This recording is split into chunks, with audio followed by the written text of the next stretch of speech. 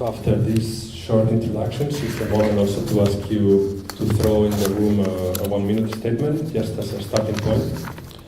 And we will have the chance at the end of the program to see how will you reformulate this statement, to see if after 2 hours of discussion maybe there are new things to actually consider. Let's start with you, Rima, since you are already in front of me. Okay. We will have a countdown as you see projected. Okay. A. Action. B. Borders. C. Conditions. D. Dream. E. Eyes. F. Fetish. G. Gender. H. Humanity. I. Intention. G. Je t'aime. K. Capitalism in German. L. Liveness. M. Mechanisms. N. No. O. Opposition. P. Platforms. Q. Question. S. Space. T. Technology. U. Undoing. V. Vampires. W. War. X. Xenophobia. Y. You. Z. The end. Perfect timing. I think that the personal is political forever, and that all art is a politic, and that art production is always a political action in and of itself. And I think that there can be things like a bad politic and a good politic with regard to bad art and good art, but that opens a subjective discussion and can get at a sort of dialectic that can answer the question of whether art needs crisis or not. Thank you, Casey. Let's continue with you, Alex. Okay.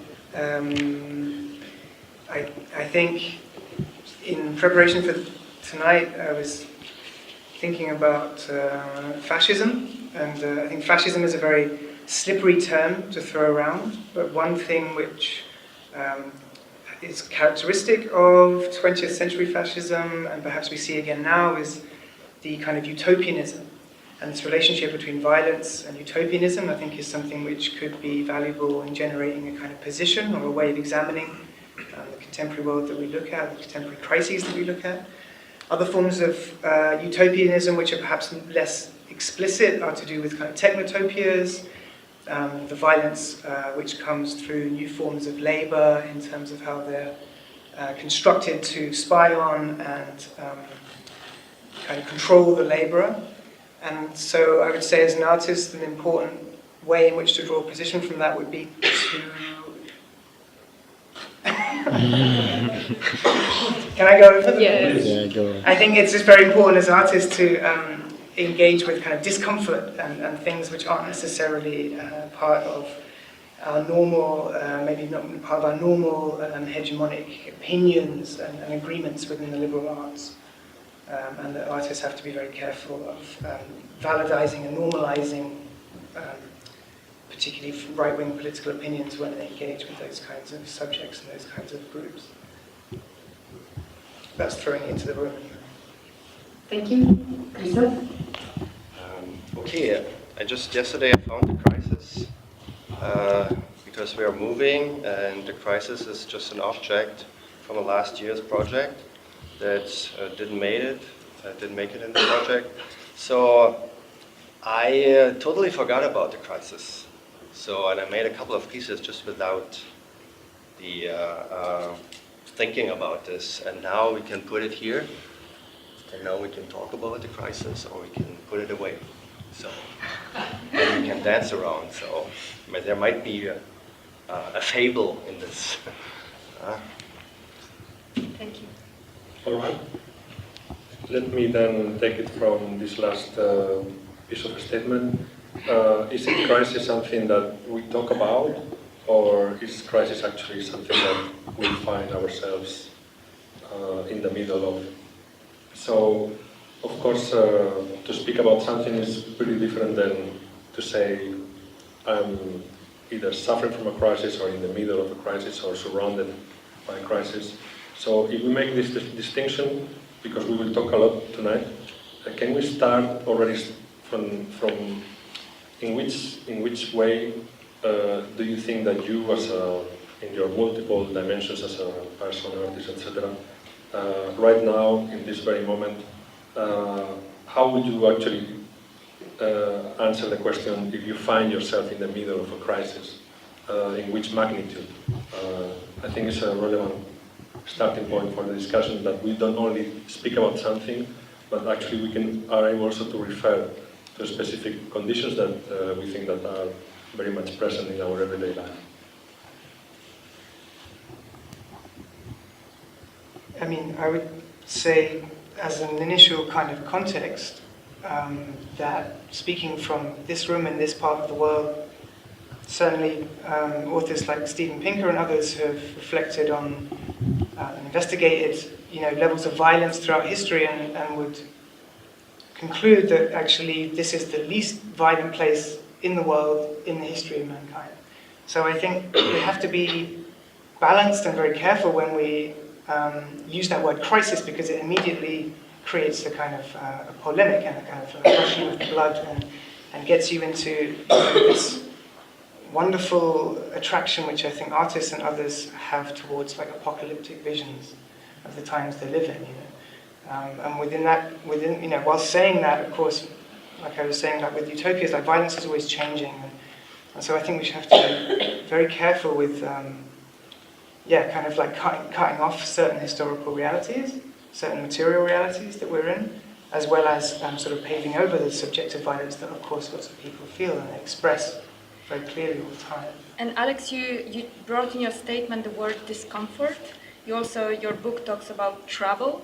Are these also the words that, what would be the difference between the crisis, between discomfort, between trouble, being in trouble? Yeah, I think trouble, certainly in the title of the book, is about a kind of a proximity, it's about a movement. So I was thinking particularly about the assumptions that one might make as like, like trouble is like, so here comes trouble is kind of a phrase, like a London phrase or a British phrase, which is actually kind of a term of endearment in some way. And so I think I would separate those things totally, and I would say that, trouble is for me, like I say, it's a spatial thing almost, a kind of like an acknowledgement of something on the horizon, a sensitivity perhaps, whereas crisis is so bound up with all kinds of different contexts and perspectives and subjecthood.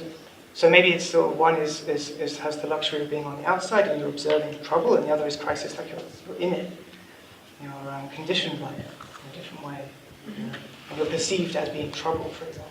Which at the same time comes back to my question of what is actually the crisis that you find yourself in. Christoph, would you be able to say something about that? Well, I think crisis is a big word, and I can't think with big terms.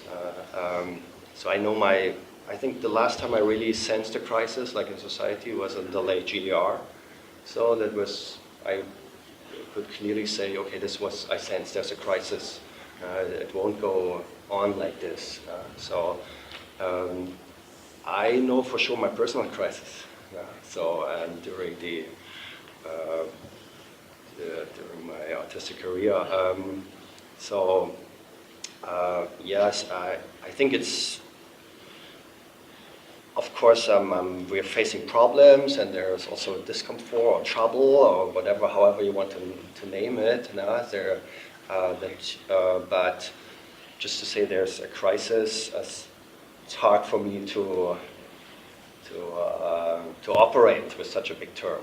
So I could talk about specific obstacles or specific conditions in which something happened or which I'm trying to work, or so. But as a big terms, But don't you have a feeling that that nowadays the crisis became such a popular term that we kind of live in a phase of crisis? So it's like a kind of one big umbrella that everything is just like times of crisis. It becomes like a just general condition of the world, which actually takes away this specificity. What crisis, which conditions, how does it happen, how does it touch me? But it's actually all just this overall that is everything and nothing at the same time.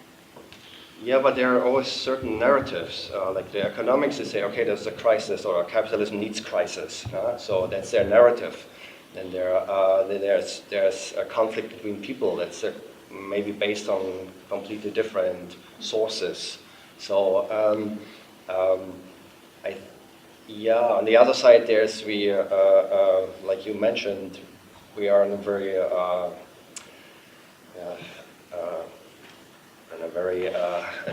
in a situation like there's a lot of a very luxurious situation. So we can do a lot of things. I can do my work since a couple of years, and so yeah, if people say crisis, they mean a lot of different things. So we need to find out about which crisis. Casey, would you agree with this? Well, I think there are a lot of crises going on, and I can name a bunch, like white supremacy and women earning 80 cents to the dollar that men earn, the prison industrial complex, the healthcare industry, at least in the US. I mean, we're always in a time of crisis, and I think that if you can pick up crisis and put it on the table and say away with you, then you have a very luxurious subject position. But also, crisis is the reason, come on, colonialism is a crisis. And I don't think we're ever not in crisis. And sitting here in Germany, you look at the history of Germany, I think that capitalism depends on these hierarchies of power that exist and functions with crisis.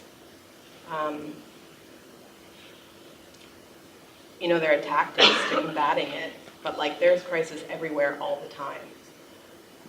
It depends on where you choose to see it and where you're forced to see it and deal with it.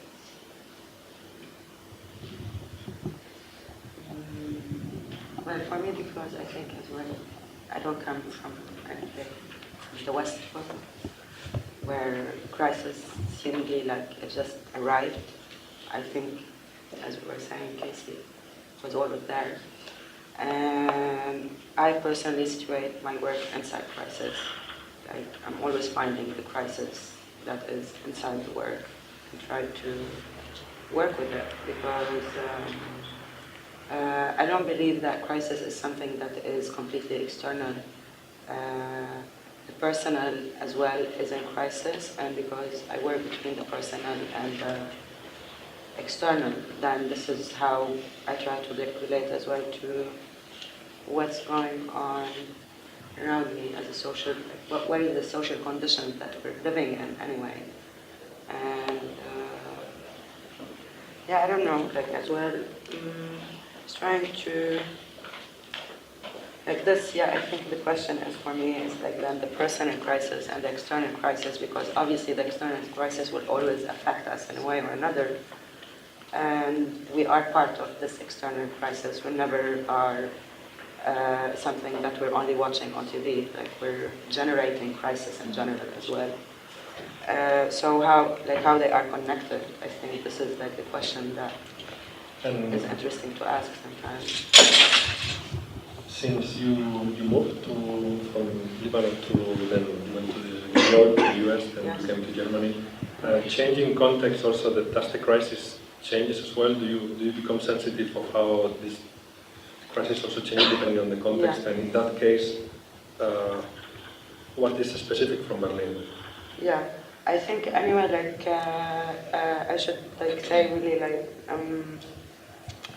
because, for example, my personal history is very different, right? And then I grew up with crisis to survive in crisis. Like this is one of the strategies that one grows up with in certain places, and or yeah, survival basically, right?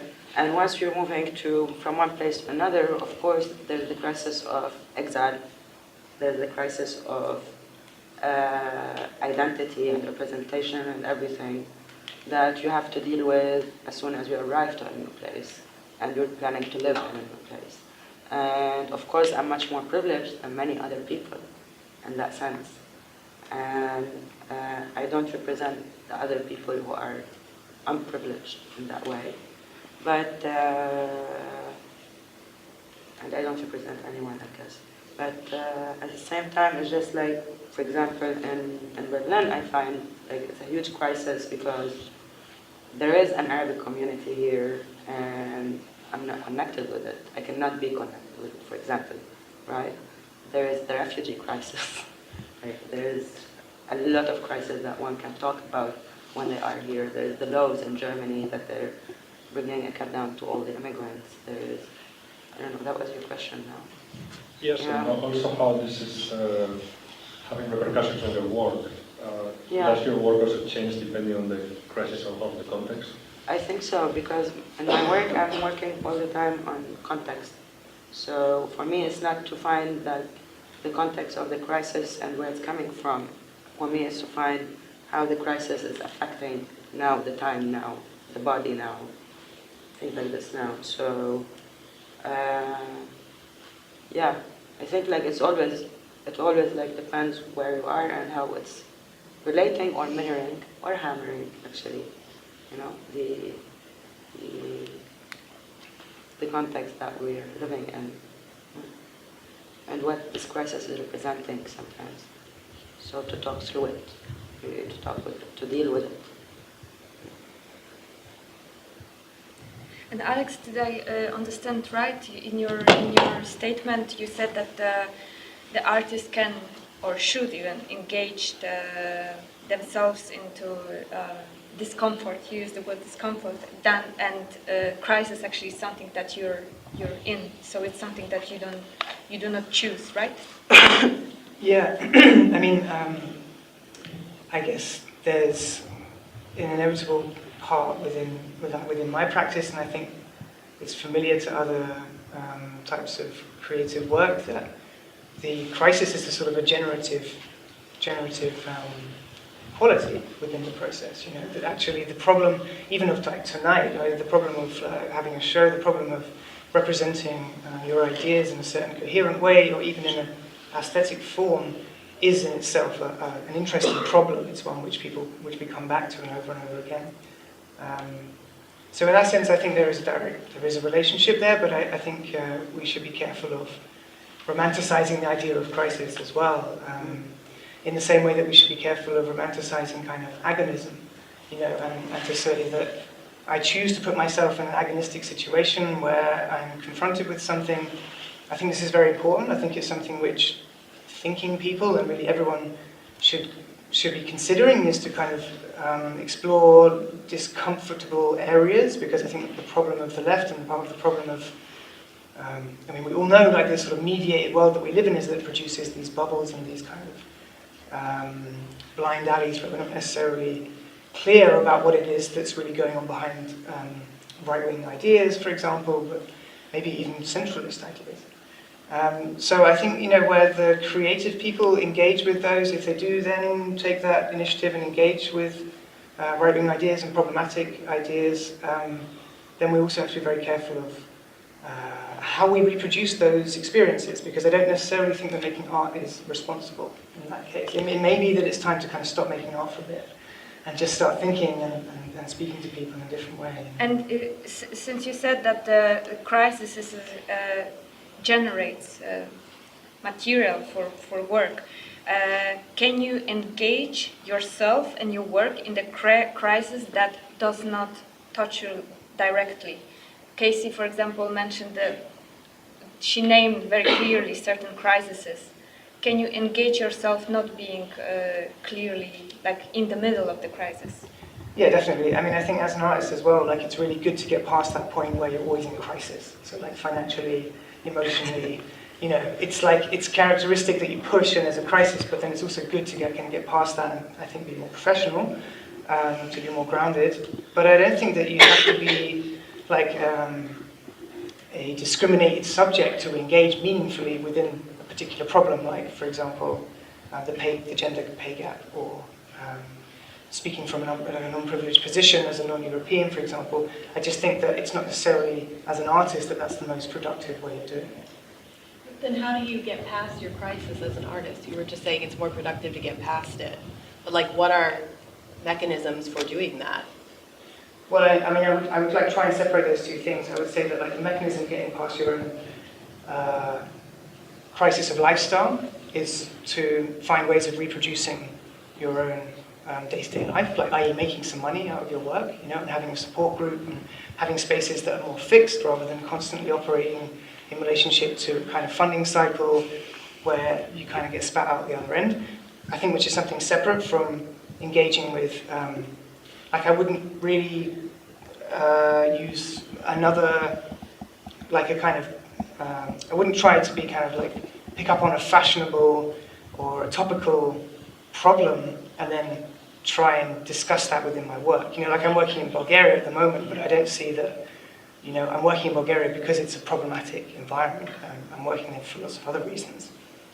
Does that make sense? I wouldn't like use someone else's like crises to kind of stimulate my own creative energy. I think that would be unethical.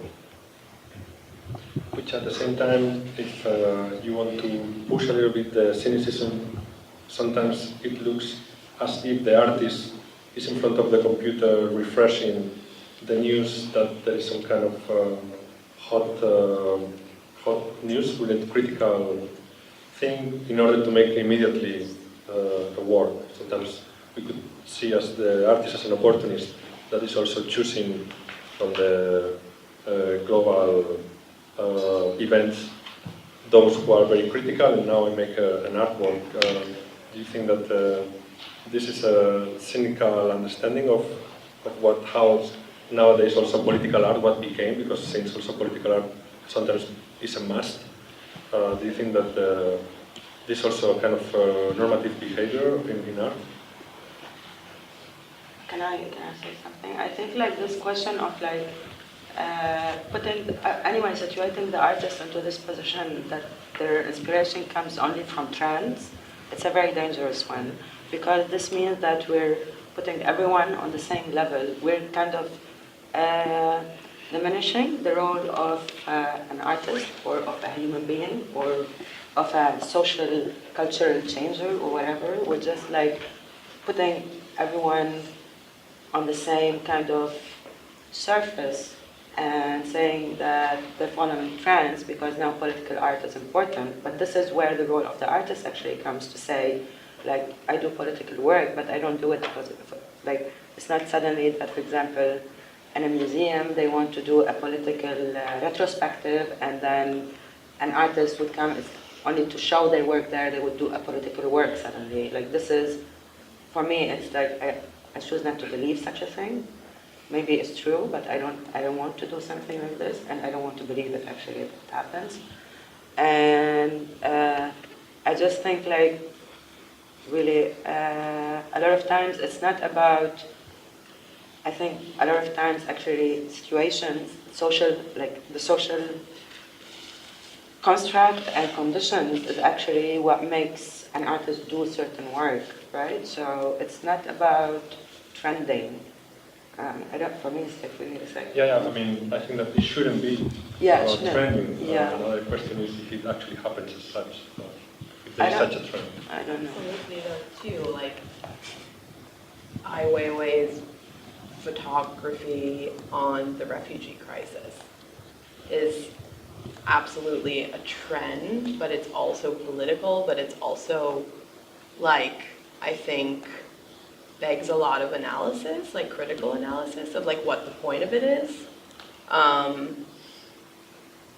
I think similarly happened with the participatory art, actually, that in a certain moment it became a kind of counter-proposal to the Exactly. capitalist society, and Yeah. it became something different than it was from the source. Yeah, but I think like what happened, at least like for this, for example, in these two examples, is just like, for example, in the Ai Weiwei example, yes, it is critical, like we can be, as we should be actually very critical about it, yet he was the only artist kind of, or one of the very, very few, very famous artists who were taking places and spaces and talking about something, like showing something. It's so, of course it's critical. What he was doing is super problematic in so many ways. Yet he was one of the very, very few people who had spaces and used these spaces in order to reflect or talk about, like put a light on something and use the space, use the institution, use the museum in order to talk about refugee crisis, which for me is important somehow, I think, but it's problematic. Christoph, being an artist that your work actually deals with political issues, how actually do you decide to work on a specific topic or on a specific something? How this decision happens in you? Well, it's always different. Well, I find the term like political artist, at least like in the theater scene, like the last years, like really ambivalent. So, and I would prefer like I'm working within the field of contemporary dance or like with contemporary art, like tempus, like with the Latin word with time, or like even the German word is even more fascinating, Zeitgenossenschaft. So to take this really seriously, like being in the time, like and reacting on issues, and you named like issues, like when you called it crises, so which is something of course I also face and I react on, like gender pay gap or whatever, and so, but this is like a specific, I can, like that's what I mean with obstacles or problems that I face, and it's the same like with the subjects. Like I work with people, like a lot of people, like different people, like from all over the world, and I'm trying to. They bring in a lot, and I'm trying to react. So on this situation, so that's one of the greatest sources for me, like to. What do they bring in? What are their problems? What do they talk about? And then we trying to work together, and then we create like then a topic. So would you then say that you're choosing to people in crisis or that bring the certain problematic, and you're joining them in this problematics? Well, you mentioned like post-colonialism or this whole. So I'm like now I'm working with a lot of people like from colonies. Like I'm working with, and of course they tell me a lot of stories, and I'm learning a lot, and they tell me a lot of things, and then okay, let's make a piece where you talk about this. So then this is the way we generate. So I'm just. So how you're positioning yourself towards their stories? Yeah. That's then the work.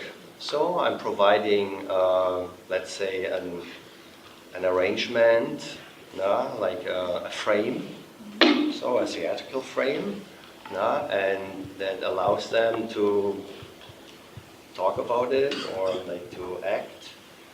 So it's mostly a collaboration, I would say. I'm responsible for arrangement, instrumentation, so to speak, and they create the melody. So. Nice. We do, after a while, always a turning point, also to refresh the conversation. We have 4 turning points. So watched the first turning point, we wanted to find also like a different opinion, a different perspective, and we randomly also chose people on the street, and we found ourselves outside in this sport hall, and we found the following person.